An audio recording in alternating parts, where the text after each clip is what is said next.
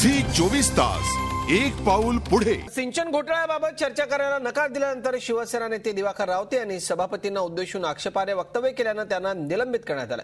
31 डिसेंबरपर्यंत त्यांना निलंबित करण्याचे आदेश सभापतींनी दिलेत। पाशवी बहुमताच्या जोरावर सरकार हुकुमशाहीकडे कशी वाटचाल करते त्याचं हे उदाहरण असल्याची टीका दिवाकर रावते यांनी केली।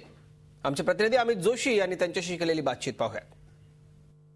परिषदेमधील शिवसेनेचे गटनेते दिवाकर रावते आपल्या बरोबर आहेत। सर, का नक्की निलंबित केले? नक्की सभापतींच्या दालनामध्ये काय झालं? का निलंबित केलं ते का आम्ही सभागृहात नाही आहोत। मला आता आपल्या माध्यमातूनच कळते मला निलंबित केलं, तर मलाही प्रश्न पडले का केलं।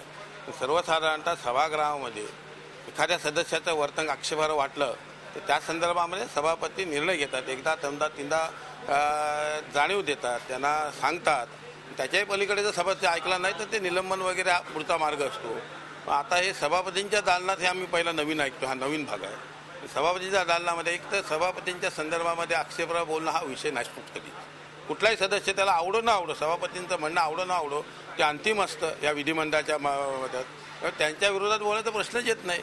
त्यांचा कशामुळे अवमान झालाय माहीत नाही, पण सिंचनाच्या प्रस्तावावर चर्चाच करू देणार नाही या बाबतीमध्ये जर आग्रही सरकार असेल तर त्या बाबतीमध्ये त्या सरकारच्या विरोधामध्ये 2-4 शब्द जो आम्ही काढले आणि सभात्याग केला त्या बैठकीत, आम्ही सभात्याग केला तिथून चिडून, हे नक्की आहे।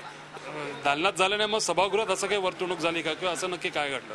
आता का त्यांनी दालनातल्या त्यांनी माझं पहिल्यांदाच या विधिमंडळ निर्माण झाल्यापासून असा पहिल्यांदा गणित हिस्सा आहे की सभापतींच्या दालनामध्ये म्हणून निलंबन। आता याच्या पुढे अध्यक्षांकडे सभापतींकडे विरोधी पक्षांनी जायचं की नाही हा मुख्य प्रश्न त्यांनी निर्माण केलाय। चांगलं आहे, लोकशाहीला पोषक आहे।